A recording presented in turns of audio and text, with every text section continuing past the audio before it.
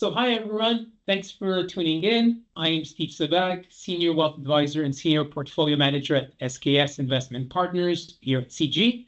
I have my partner Michael Schafter with us, and we are very fortunate to have Chris McHaney, Executive Vice President and Head of Investment Management and Strategy at Global X Investments. Chris brings over 2 decades of experience in portfolio strategy, derivatives, and ETF innovation. And he now oversees one of Canada's largest ETF platforms with more than 146 funds and $43 billion in assets. Thank you for being here, Chris. Thanks for having me. Looking forward to it. Yeah, should be awesome. As tariffs and globalization has been at the forefront of news in 2025, certainly we thought it would be appropriate to speak to our clients about the benefits of diversification. So why don't we just jump in and let's have a free-flowing conversation. So really, to set the stage, the last, I would say, decade and a half has not really been the boom for diversification. If anything, the more concentrated portfolios have certainly done better. Why would we feel that now is different than what we've seen in the last decade or so? Yeah, it's a good question. And, I think you really summed it up. I think markets over the last, again, call it 10 years or so, have really been almost on easy mode for investors, right? You just allocate to largely the S&P or the NASDAQ in that concentrated portfolio, and you would have done very well over the last 10 years or so. But I think, just some indications here in 2025, kind of at the end of 2024 as well, give us some indications that there is still benefits to diversification. Of course, this is one of the typical traditional benefits of portfolio building, and the reason why we add different lower correlation investment classes together is to get that benefit and that lower correlation. And really what it's about is spreading out your risks, right? You don't want to be too overexposed to any one or a few investment risks at one time for your entire portfolio. So, if you look at the US market in particular, and as you said, things have done very well there. Over time has gotten more concentrated in terms of the large cap, mega cap stocks that make up the majority of that market and the majority of that index. But we saw earlier this year that just a few announcements, whether that's trade related policy or otherwise, if that's affecting those few companies that are at the top of the market, that's going to have an outsized impact on investors' portfolios. So I think it's just really been a reminder that you want to be exposed to a diverse source of risk, not one specific risk that's going to drive a big part of your portfolio. And so by adding international equities into your portfolio, you're adding in the different sources of risk that can affect your overall portfolio and spreading that out across, a greater percentage of your portfolio. Thank you. And certainly that concentration has increased over time. We're now looking at, depending on which index you use, but 65 or 70% of it being U.S. equities. So it's really starting to be very, very concentrated. One of the debates or conversations that we always have when it comes to allocating to international equities, we all know the research on passives versus active, and certainly case could be made that for some part of your portfolio you want to have more passive strategies. But then the real question is, for international markets, which aggregate so many countries and geographies and currencies, can you afford to be straight passive when it comes to international investment? Or do you really need the active benefit of being able to overweight and underweight certain geographies depending on geopolitical landscapes?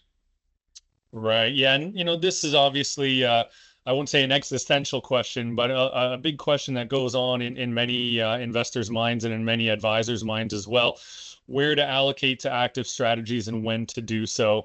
I think a good rule of thumb is the more efficient a market is, the harder it is for active managers to outperform. So when you look at US large cap, for example, huge amount of analysts covering each of those companies, huge amount of information out there. So very hard to get an edge as an active manager. Largely, we see the same with developed markets internationally. And so I'm thinking about that MSCI EFI type exposure with the, again, developed countries as part of that, typically are very widely followed and very well known as well. When we get into the emerging markets, that could be a space where, an investor, there's a little bit less efficiency in those markets, and an active investor or advisor can potentially outperform that index. Now, I would also say, both of these indices cover a wide variety of countries, as you mentioned. And we do see active managers tend to be in the EM space anyway, a bit more country specific. So, for example, a China manager or Indian focused, for example. So if you can cobble together a couple of those active managers in those countries, you can get a broader based exposure. Yeah. The other sorry to cut you, but one of the difficulties of this approach is then at what point do you have to dial down your China or your India? Like who makes that call? Then it becomes at the asset allocation level rather than at the manager level, and it adds complexity certainly. That's right. Yeah. And so, there's obviously a few ways to do that. And, it depends on your comfort as an advisor making, specific country calls, or whether it's, the research in the head office giving you some of that feedback or research as to where to allocate.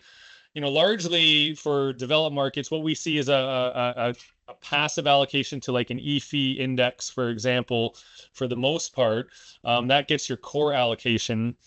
And then you can either add a country-specific or region-specific ETF. I'm thinking of, Europe or Japan as an example, to overweight or underweight those regions and sort of do it at that asset class level, as you mentioned, at the asset allocation level.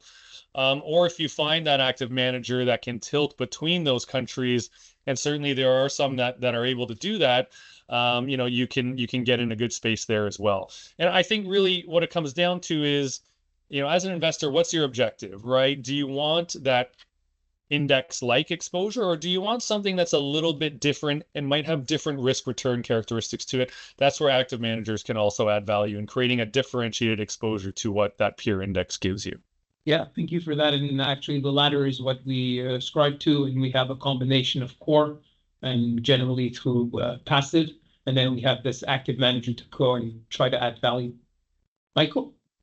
Thanks, Chris. That's actually really interesting stuff. And my next comment might be the understatement of the year, but there's been a lot of recent political changes in the world recently. Can you speak to why global diversification continues to be such a foundational principle in any investment strategy today? Yeah, I think, we're seeing it, as you mentioned, with, political leadership around the world, but also just the different points in the economic cycle that different countries go through, right? And so you don't necessarily want your whole portfolio exposed to one economic cycle. If you're very overweight US, for example, and the US goes into recession, you could have an outsized impact on your portfolio. Whereas European countries, Japan, and other parts of Asia could be going through different parts of that economic cycle. For example, we've seen Europe cut interest rates several times already, and so have a little bit more stimulus in the economy, and so that could benefit some of the companies that are located there. Whereas in the US, of course, rates have still been relatively high, and so you're getting into different parts of the economic cycle, so that geographic diversification can help there.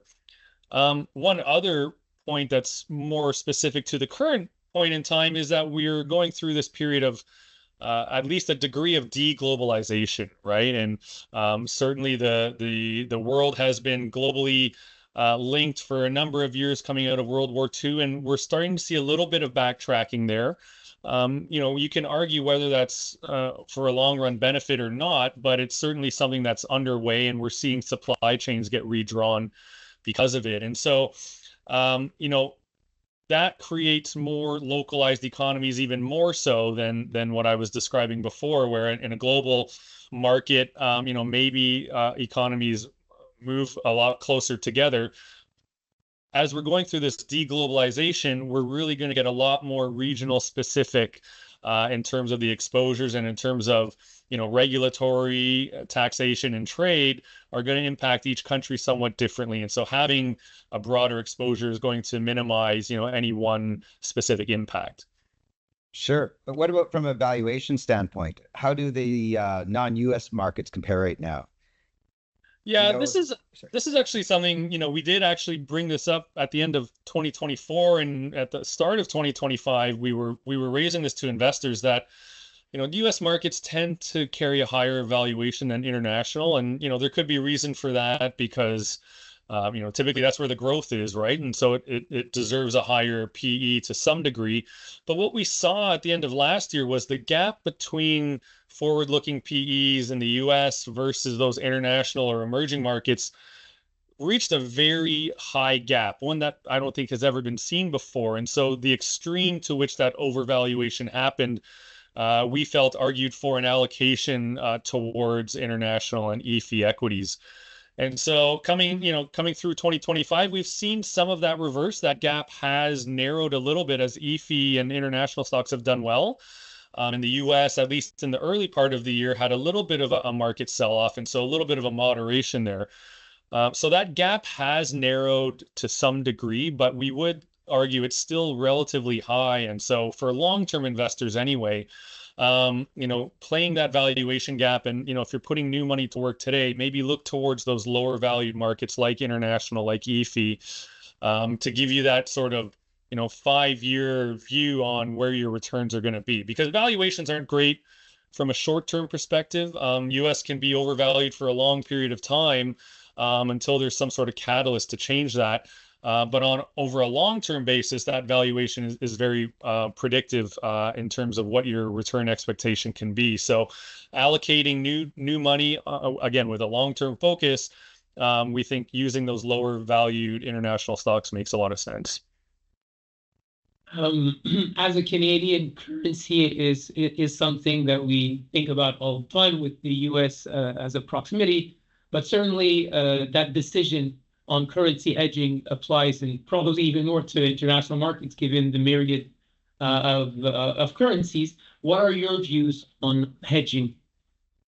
Yeah, it's a good question, and it is trickier, obviously, with international markets because typically when you buy an investment solution, you're either going to be hedged against all those currencies or you won't be hedged at all. And so you're going to be exposed to a basket of currencies, as you mentioned.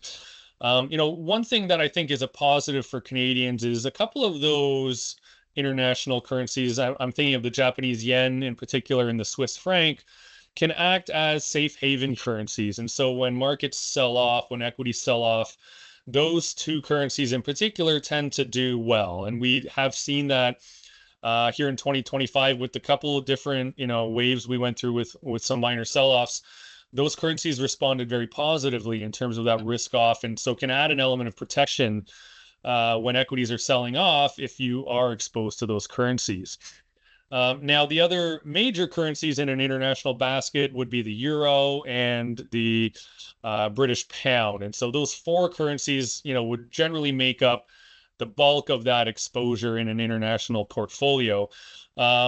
I would say, the euro and pound could go one way or the other against the Canadian dollar, not necessarily safe haven, for example, although we have seen a little bit of that with the euro as well recently. I think a lot of global investors, instead of rushing to US treasuries, are now looking at other assets as well. And the euro itself is one of the larger central bank holdings globally. And so giving you exposure to all of those currencies, we think can actually add an element of diversification that can benefit the portfolio and, again, give you some of that risk off potential as well. So over the long term, we do like being exposed to those international currencies for Canadians. So by default, no currency hedging unless somebody has a very, very specific views Right. on the currency.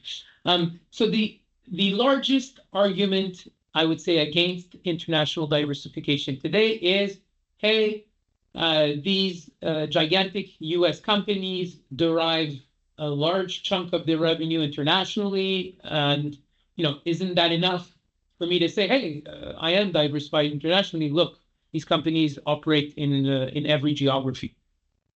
Yeah, that's another good question. And, particularly as we talk about the US market and the concentration of those mega caps, they are global stocks. Obviously, they do sell into different markets.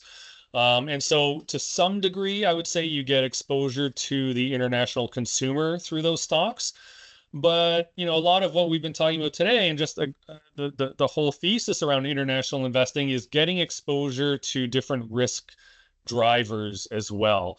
And so even though you're allocating to US stocks that might be international in nature, you're still very exposed to US centric risk factors. And I'm thinking about regulatory, trade policy, all of these things, right? For example, if the US dollar strengthens, that could potentially weaken, a company like, let's call it Apple. I'll just use Apple as an example of one of these internationally exposed companies. If the U.S. dollar strengthens, Apple's international business could lag because the money they're making overseas is not worth as much in U.S. dollars. And so, something as simple as the U.S. dollar strengthening can hurt some of these companies that aren't truly international in nature. And so, as a Canadian investor, you shouldn't necessarily worry about what the US dollar is doing when you're thinking about international investing. So being exposed to different regulatory regimes, as we mentioned earlier, different economic cycles as well. And then, of course, local consumers, local economies, but also the industries that they represent and operate in, we think could be a nice diversification from, again, the concentrated US market that's largely tech focused and has similar drivers, to each other within the U.S. market. So adding those different risk drivers and different, sectors and industries to be exposed to, we think that's the primary benefit of international investing. And so again, we would recommend investors maintain that allocation. Thank you for that. Certainly, when it comes to diversification, the concept of too much is like not enough. And for us, where portfolio construction and efficient frontier is key, is there such a thing as too much diversification? And it's so when it comes to international equities, where is that threshold? Yeah, that's a good one. And I think there's a couple of ways to look at it. First of all, within an asset class, right? How many stocks do you need, for example, to be diversified? How many sectors do you need to be exposed to be diversified? And if you're just thinking about a passive benchmark, maybe that covers 85 to 90% of the market cap of international equities. Do you need to go all the way to 95 or 98% coverage? Do you need that small cap exposure? Because typically that's a few thousand extra companies, and that's the hardest and most expensive part to allocate to. So, within an asset class, how deep do you need to go is one consideration, but then also the asset classes you're mixing together.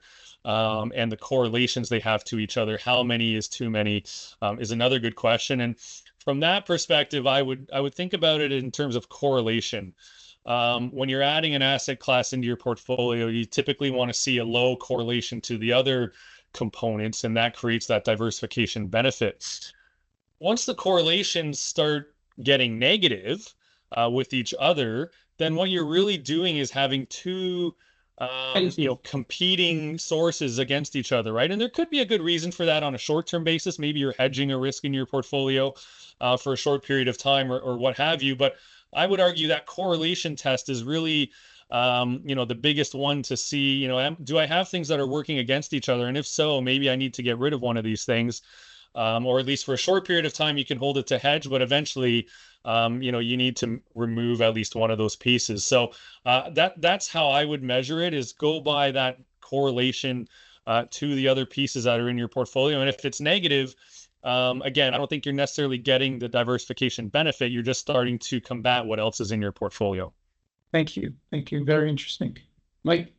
Thanks, Chris. I just have a couple more questions. Sure. We often hear about home country bias, where people want to invest in the currency where they live. Is it, or how much of a drag can that be over time on investor portfolios in Canada?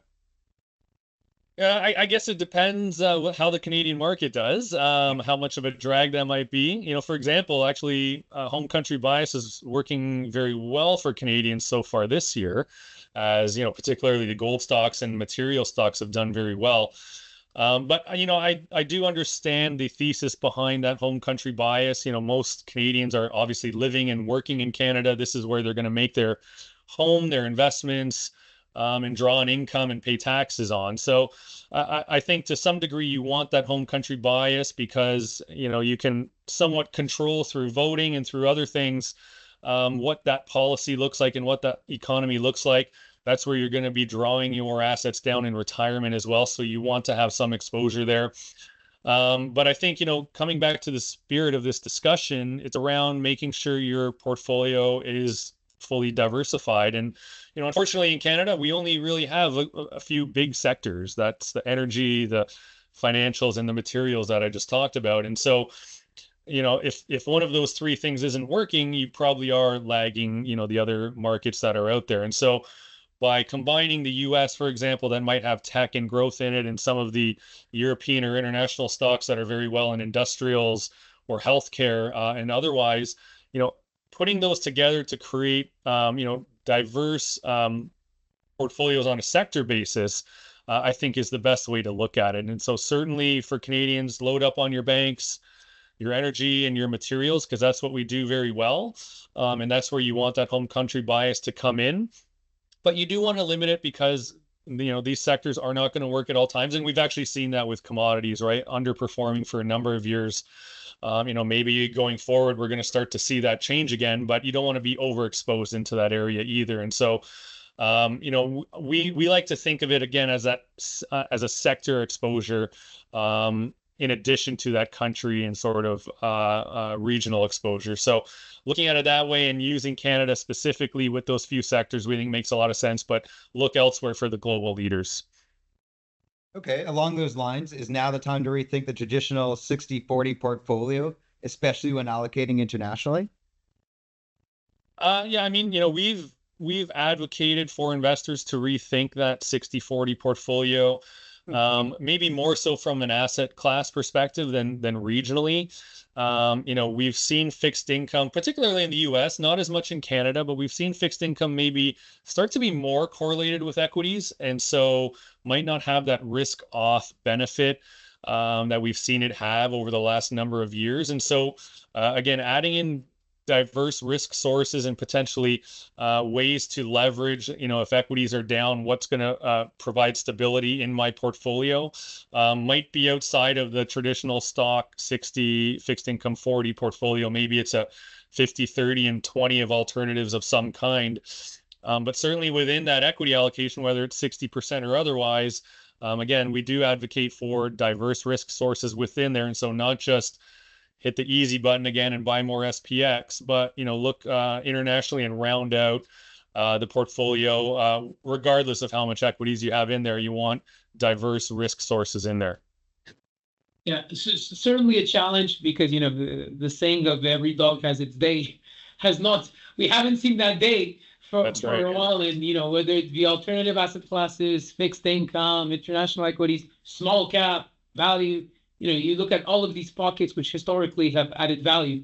Large cap, FANG has been such a market driver that people who, and rightfully so, sometimes have short-term memory, and it's very, very hard to move them away from a strategy. And these things are too good until they're not anymore, and it will come back for sure. And that we believe that certainly. Yeah, and you know, I think, you know, it's not to you know, tell investors to sell all those US mega caps and go elsewhere. We think there's obviously lots of growth in the US still, some favorable fundamentals still happening there. But it's more about, you know, moderating your exposure to those companies, because again, if something does come down the pipe, you don't want your entire portfolio exposed to one or two risk factors. So ensuring that diversification, I think the US mega caps can certainly be a part of that still, but you want to make sure your risk sources are diversified. Thank you, Chris. Chris, Steve and I really want to thank you again for sharing your insights. Really appreciate your time today. And to everyone watching, thanks for tuning in. If you have any questions or want to continue the conversations, feel free to reach out. Take care, and we'll see you next time.